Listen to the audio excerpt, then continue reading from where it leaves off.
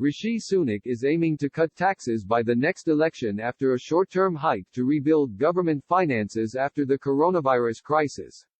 Treasury sources have confirmed that the Chancellor is plotting a temporary rise in the nation's tax burden, starting with a series of increases in levies on the wealth of the better off in his autumn budget.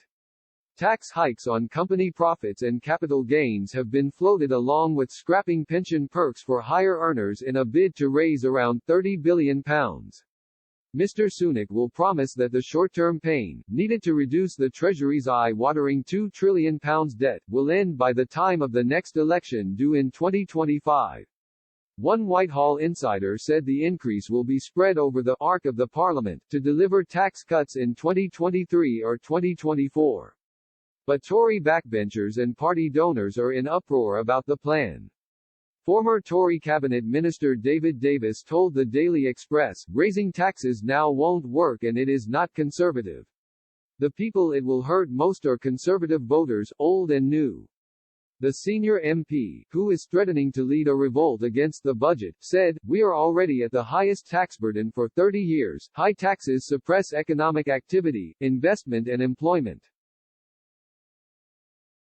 The smarter approach is to borrow cheaply as we look to spread the cost of the crisis, as in wartime, over 50 years or thereabouts, and grow the economy as quickly as possible."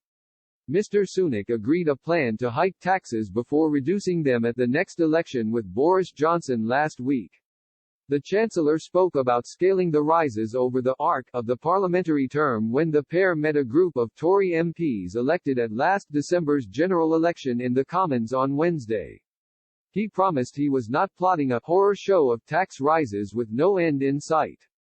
Mr. Sunak also told the MPs that ministers had to be honest with voters about the colossal scale of the impact of the coronavirus crisis on the public finances. Whitehall insiders say the Prime Minister was hit like a bolt from the blue by leaks about Treasury preparations for the budget, expected in November. He is said to agree with the Chancellor's view that the government needs to get a grip on the public finances. In their discussions last week, the Chancellor told the Prime Minister that his aim is for the Treasury to be in a position to cut taxes by the next election.